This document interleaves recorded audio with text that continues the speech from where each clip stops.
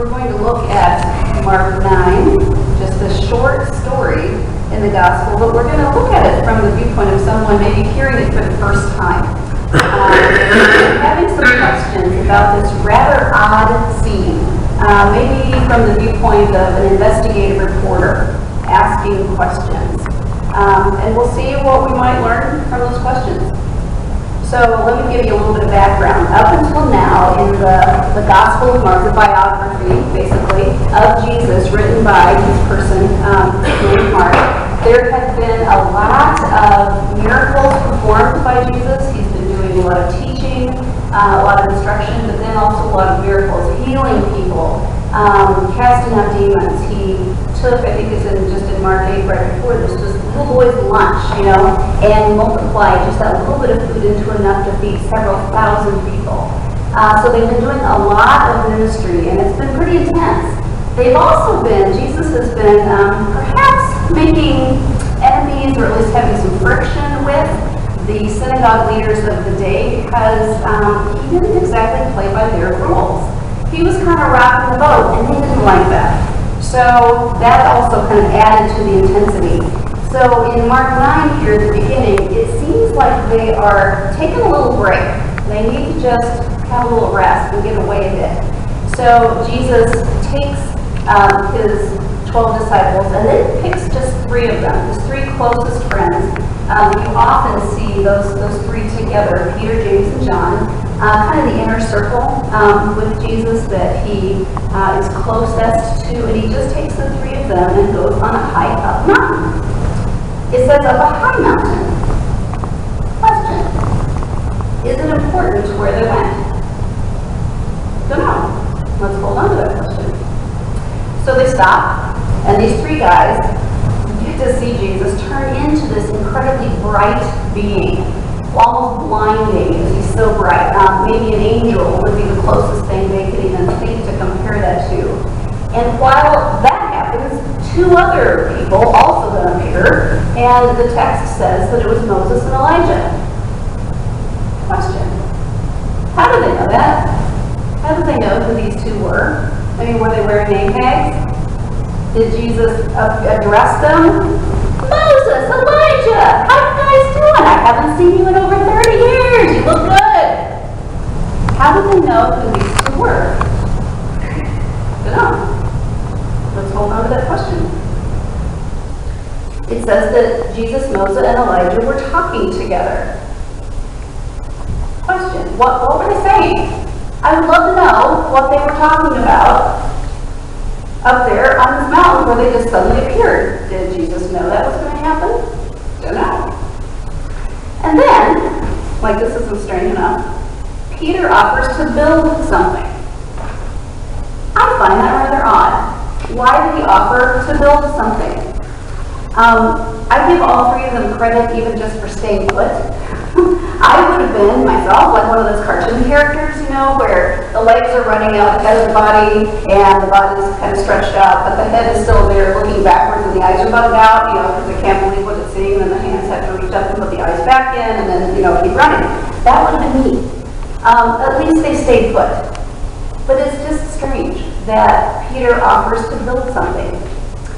He offers to build a shelter. One for each of them. Question: why a shelter? Was it going to rain? Was it a lean-to? What do they mean by shelter? Verse 6 tells us that, at least there's a little bit of explanation there, that he said that because he didn't know what else to say, because they were terrified. And that's one of the few things in this rather weird story that makes at least some sense to me. So we've collected some questions here, so let's unpack some of what's going on so that it might make a little more sense. I do believe that scene literally did happen the way that Scripture describes it, yet there is also a lot of symbolism in how it's described in the Gospel of Mark that made lots of sense to the readers at that time, but to us doesn't, unless we know some background. So let me give you some of the background. First, they went up a mountain. It says a high mountain. Is that significant? Yes, it is. Mountains were often mentioned as places where you've met God, where some significant interaction with the divine happened. Think about, for instance, Mount Horeb was where Moses saw the burning bush. And he turned aside and went and met with God. And all of history changed because of it. Think of Mount Sinai, where the Ten Commandments were given. Significant that it was up on a mountain that he met with God. Abraham went up a mountain with his son Isaac to offer a sacrifice. So anytime that a mountain is mentioned on purpose, you want to pay attention. So, yes, it's important. Moses and Elijah, okay, they appear. Why them? Is that significant? Yes, very much so. They were two important figures in Israel's history, but there were others too. I mean, there was King David, there was King Solomon, there was Abraham. There were other prophets. I mean, Elijah is mentioned. But, okay, there's also Isaiah and Jeremiah and others. Why Elijah? Is that significant? Yes. Anytime that you see Moses and Elijah, especially together, that to the readers of that gospel would immediately say the law and the prophets. So the Mosaic law was what Moses represented, the Ten Commandments and everything else that was written around that. And Elijah, who was a very significant prophet. Now to think, okay, the law and the prophets, okay, Old Testament, no, it is so much more. To them, the Jewish readers of that time, that was kind of like saying everything you've ever known. All of your religious culture, all of your history, all of what has been passed on to you in the stories and the lore of you being part of God's chosen people. Everything, the whole kit and caboodle is what is meant when you hear the law and the prophets. Moses and Elijah represented those. Elijah was especially significant then in that day because it was rumored that Elijah was going to return from the dead. And some even thought that John the Baptist was Elijah come back. So for Peter, James, and John then to see those two, like, oh my gosh, you know, that it was huge for them to see that. So next, what were they talking about? I don't know. No clue. The text doesn't say. We can make up something about what they were talking about. Maybe ice fishing, flying in a truck. Okay. Peter offers to build a shelter. Okay. To us, that might conjure up pictures of a lean-to or something to protect them from weather or something. Other translations that have interpreted that word used tabernacle or altar, shrine maybe. It was something that they would build as something to worship whoever the shelter was built for. So Peter was offering to build something that would honor each of these three very holy guests. One for Jesus, one for Moses, and one for Elijah. He wanted to honor them and in a way that was for him normal. It was culturally the thing you did in that day. There are lots of examples in the Old Testament where the person who had this encounter with God or with an angel would then physically mark that location. There's one example in Genesis where Jacob set up a tall pillar after he had a dream where God spoke to him. And he woke up and said, oh my goodness, God has visited me here and I didn't even know, that this was holy ground. So he sets up a tall pillar, it says, to mark that place. Other places, they built an altar where there was some encounter with God to mark it, to then offer a sacrifice, and it would physically stay there, which they might, see again, and they'd be reminded, oh yeah, this is where God met with us. So they would mark the place. So that's what Peter was doing. He was doing something that was for him just very normal and customary.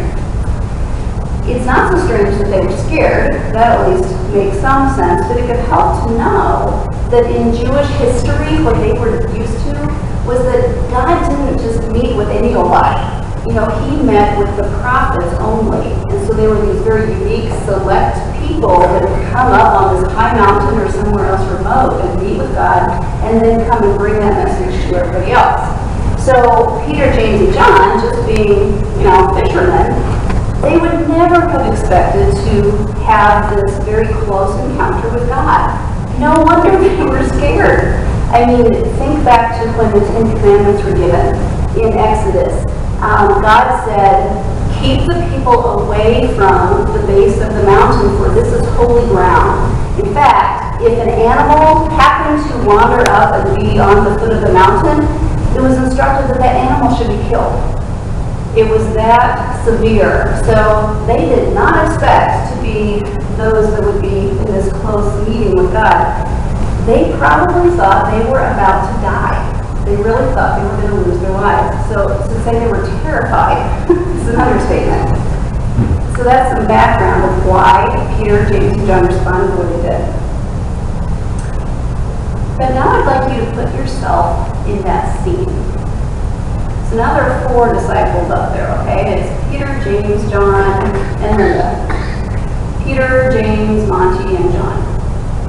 Stick yourself in that scene. You're up on that mountain there. You've got this long hike. You've seen this bizarre thing unfold in front of you. Jesus turned into this very bright being, and these other 2 people come and start talking, and you offer to build something to honor them all. But a big cloud comes, surrounds you all, and a voice speaks. Question. What does the voice sound like? Was it loud? Was it quiet? Was it joyful? Was it stern? Was it gentle? How does that sound in your head? Was it clearly masculine, like the what did he say, the warlord, deep rumbly voice that was in the Xbox game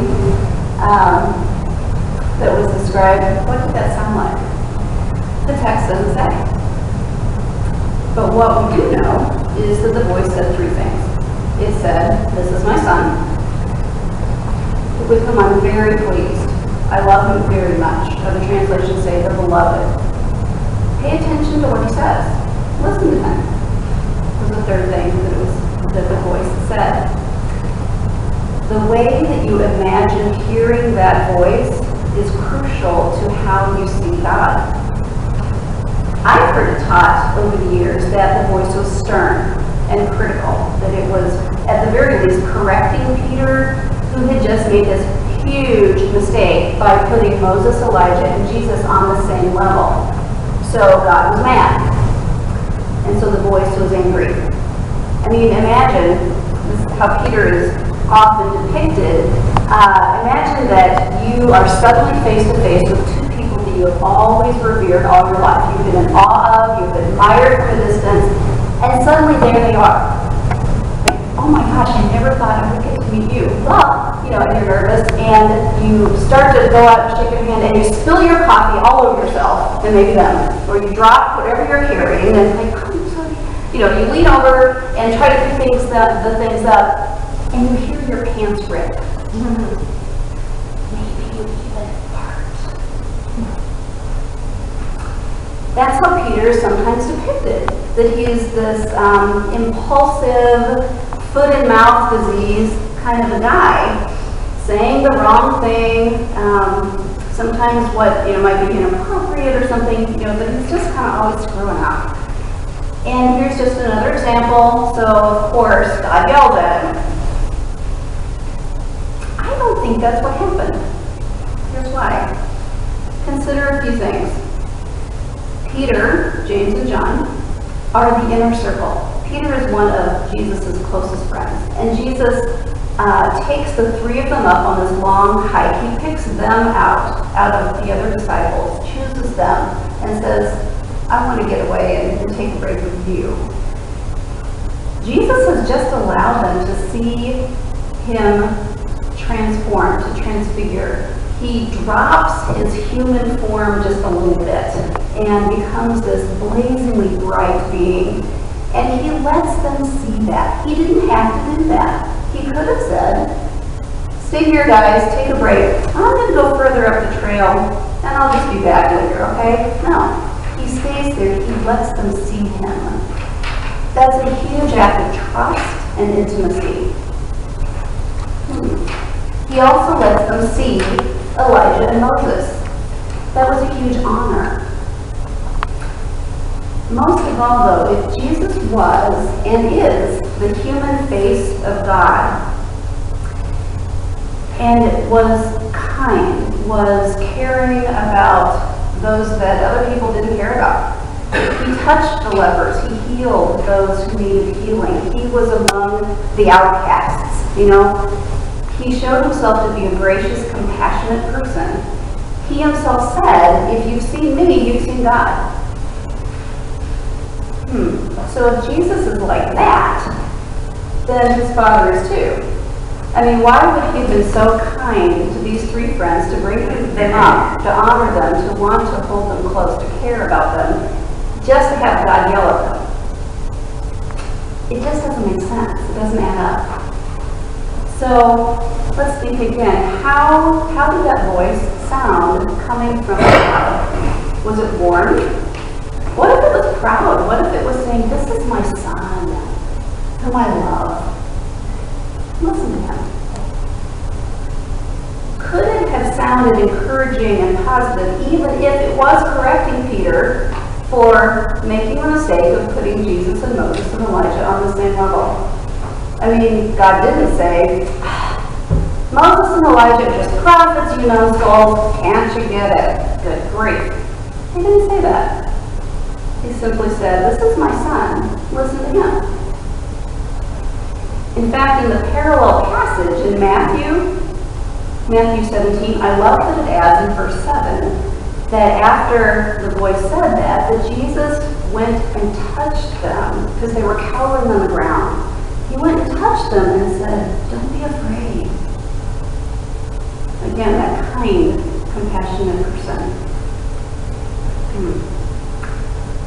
So let me ask, since you're up there on the mountain with them, what would you have done? Peter fell back on his religious tradition of doing what was normal, where if there's an encounter with God or other angels, other sacred beings, that you mark the place, and so that's what you do. So he kind of just went back to what was familiar, what was normal. It wasn't a bad thing in itself. His mistake, though, was putting God in the form of Jesus on the same level as what was familiar, what was his faith, tradition, his custom. So, let me ask this of you and of me. What do we put on equal par with God? What do we let get in the way of hearing God?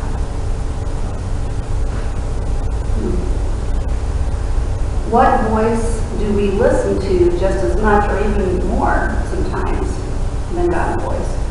And when we do, because we all do, what does the voice, that voice from the cloud, sound like to you? The way you answer that dictates how you see God. Maybe how you see yourself in relationship to God, too. Is it an angry voice that's ready to yell at you when you make a mistake? Or is the voice kind? Does it touch you and say, don't be afraid? Don't be afraid. That is my prayer for all of us. Let's take a few moments and think about that question, the voice.